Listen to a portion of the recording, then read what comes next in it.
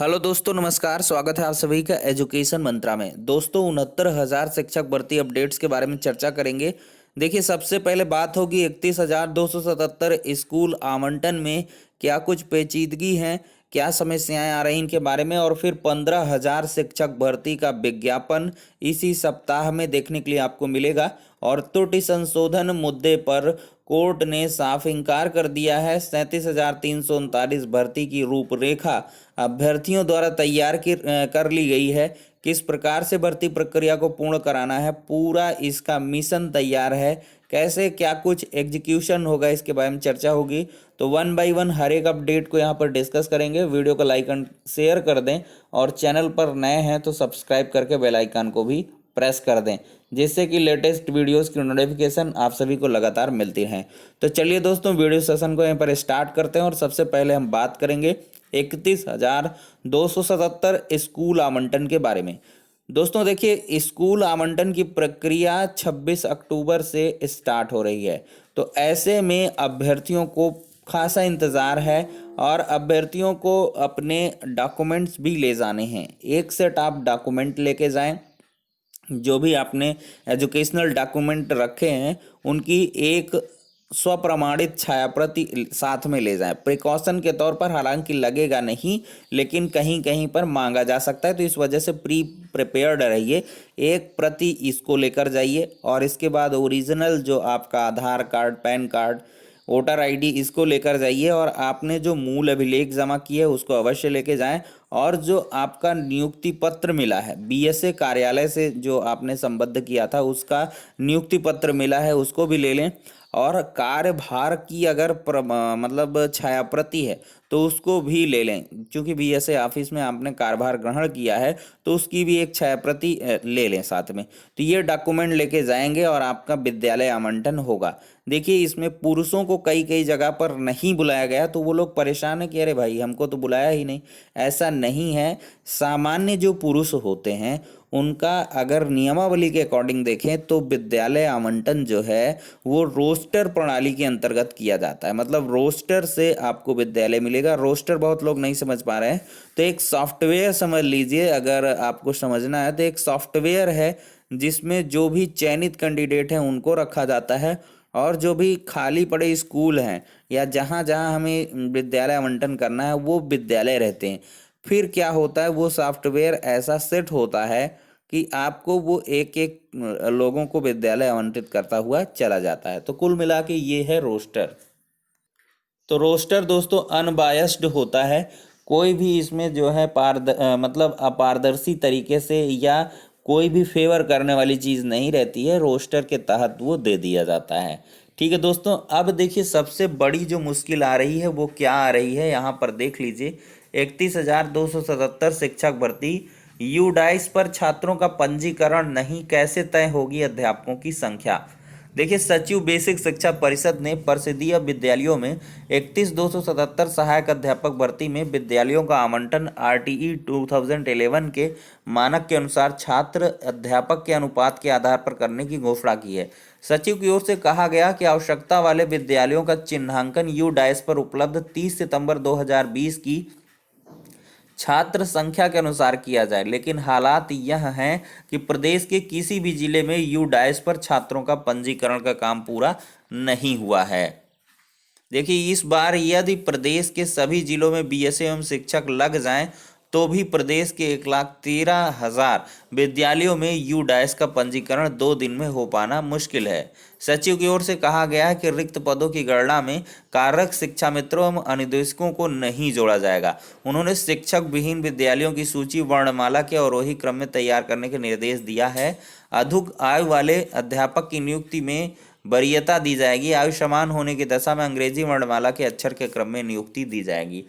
तो ये ऐसे कर पाना तो सचिव साहब के अकॉर्डिंग काफ़ी मुश्किल लग रहा है, लेकिन बीएसए साहब को पता रहता है किस विद्यालय में कितने टीचर हैं, पूरा आंकड़ा रहता है जनपद wise, block wise, school wise. तो उसके आधार पर आपका विद्यालय आवंटन हो जाएगा। उसी आधार पर जो आपको चॉइस है वो देखने के लिए मिलेगी। जो भी महिलाएं हैं, दिव्यांग महिलाएं हैं या दिव्यांग पुरुष हैं और फिर इसके बाद महिलाएं हैं, इन सभी को विकल्प, सामान्य महिलाओं को भी विकल्प देखने के लिए मिलेगा उनको भी, लेकिन सबसे पहले दिव्यांग पुरुषों और महिलाओं को विद्यालय आवंटित हो जाएं, फिर जो बच्चे रहेंगे उनके आधार पर आपको मिलेगा। और जो सामान्य महिलाएं हैं उनको विद्यालय उनके मेरिट के आधार पर, मतलब जिसकी हाई मेरिट होगी उसको पहले बुलाया जाएगा और इसके बाद वाले को बाद में बुलाया जाए। तो चलिए ठीक है, 31,270 पर चर्चा हो गई। अब दोस्तों हम बात कर लेते हैं 37,000 पर। देखिए दोस्तों, ये दोनों शिक्षक भर्तियों से संबंधित है, चाहे वो 37 हो चाहे 31 हो। देखिए, त्रुटि सुधार की अनुमति देने से हाईकोर्ट ने किया इनकार, सुप्रीम कोर्ट के अर्चना चौहान केस को नहीं माना नजीर। देखिए, इलाहाबाद हाईकोर्ट ने 69,000 सहायक अध्यापक भर्ती में गलत आवेदन फॉर्म भरने वाले अभ्यर्थी को त्रुटि सुधारने की अनुमति देने से इनकार कर दिया है। कोर्ट ने कहा कि इस प्रकार की लोक परीक्षाओं में बड़ी संख्या में लोग भाग लेते हैं, कुछ लोगों को त्रुटि सुधारने की अनुमति देने से पूरी चयन प्रक्रिया प्रभावित होगी। कोर्ट ने सुप्रीम कोर्ट द्वारा अर्चना चौहान केस में दिए गए निर्णय को सामान्य आदेश न मानते हुए कहा है कि सुप्रीम कोर्ट का आदेश याची के मामले में विशेष तथ्यों के आधार पर दिया गया है। इस आदेश को नजीर मानते हुए सभी पर लागू नहीं किया जा सकता। धर्मेंद्र कुमार की याचिका पर न्यायमूर्ति यशवंत वर्मा ने आदेश दिया है। याची ने अपने बीए तृतीय वर्ष तथा बीटीसी के रोल नंबर में सुधार करने का आदेश देने की मांग की थी। कोर्ट ने हाईकोर्ट द्वारा पूर्व राजेंद्र पटेल बनाम राज्य सरकार, पूजा यादव बनाम राज्य सरकार स्पेशल अपील, आरती वर्मा बनाम राज्य सरकार में दिए गए निर्णयों का हवाला देते हुए कहा कि इन आदेशों से स्पष्ट है कि चयन के इस स्तर पर त्रुटि सुधार की अनुमति देने से पूरी चयन प्रक्रिया प्रभावित हो जाएगी। देखिए, कोर्ट ने किया मुकदमों का उल्लेख। पूजा यादव केस, देखिए मैं पूजा यादव केस में हाईकोर्ट की खंडपीठ ने कहा है कि याची ने आवेदन में त्रुटि सुधार का तब तक कोई प्रयास नहीं किया जब तक उसे मेडिकल टेस्ट में शामिल करने से इनकार नहीं कर दिया गया। इस स्तर पर कोई आदेश देने से नियुक्ति प्रक्रिया प्रभावित होगी। इसी तरह की और याचिकाएं आएंगी, इसलिए चयन के इस स्तर पर कोई राहत नहीं दी जा सकती। तो देख सकते हैं दोस्तों, इस प्रकार के कई आदेश थे। कल ही मैंने इसकी डिटेल्ड एनालिसिस भी की थी अपने चैनल पर, लेकिन इससे परेशान ना हो दोस्तों। याची जो भी हैं, एक अरविंद कुमार यादव वाली याचिका है, उस पर जो है विचार करने के लिए अधिवक्ता ने समय मांगा है और 5 नवंबर को सुनवाई सुनिश्चित है यशवंत जी की ही बेंच में। अब देखते हैं उस दिन जज साहब क्या करते हैं। मे भी जज साहब ने जल्दबाजी में डिसीजन दिया हो और इसके बाद रिकंसिडरेशन हो 5 नवंबर को और कुछ अलग सा आदेश देखने के लिए मिले। लेकिन ये सिंगल बेंच है, अभी डिवीजन बेंच भी होती है। डिवीजन बेंच में बहुत सारे आदेश ऐसे हैं जो कि आपके जो है त्रुटि सुधार के पक्ष में भी हैं। अभी माथुर साहब की बेंच में ये मामला चल ही रहा है, त्रुटि सुधार वाला डिवीजन बेंच में। तो परेशान ना हो, आपको कोई भी रोकने वाला नहीं है। जो छोटी मोटी मिस्टेक हैं, लेकिन इन्हें रोल नंबर की मिस्टेक के कारण जाना ही नहीं चाहिए था मेरे हिसाब से। तो चलिए दोस्तों, अब हम बात करेंगे जो है 15,000 शिक्षक भर्ती के बारे में। यहाँ पर देख लें, आज के समाचार पत्र में भी साफ तौर पर इंगित है, टीजीटी और प्रवक्ता के 15,000 पदों पर भर्ती महीने के अंत तक।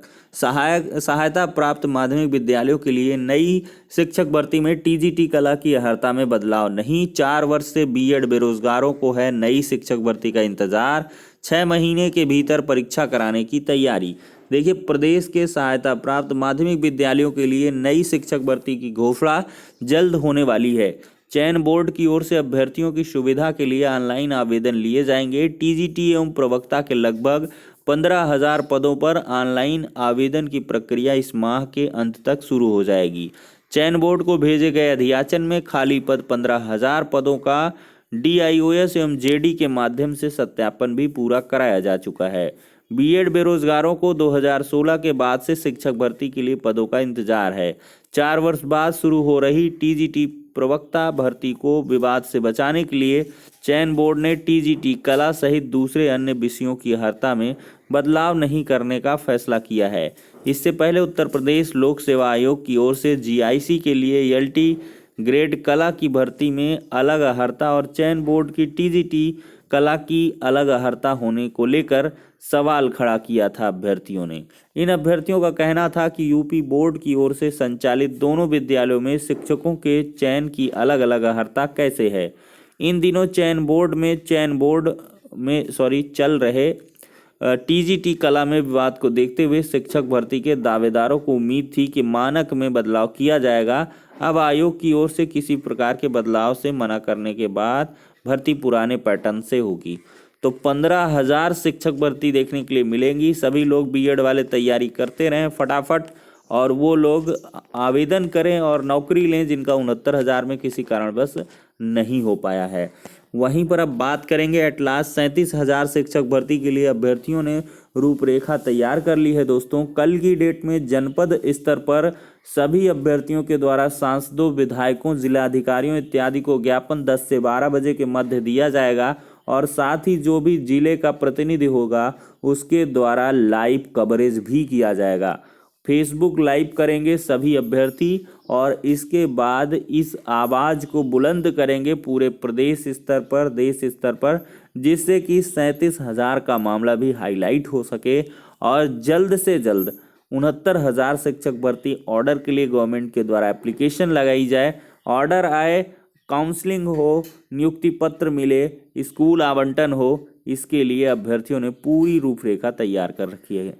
तो फिलहाल के लिए इतना ही। नेक्स्ट वीडियो में मिलते हैं, तब तक के लिए शुक्रिया। जय हिंद।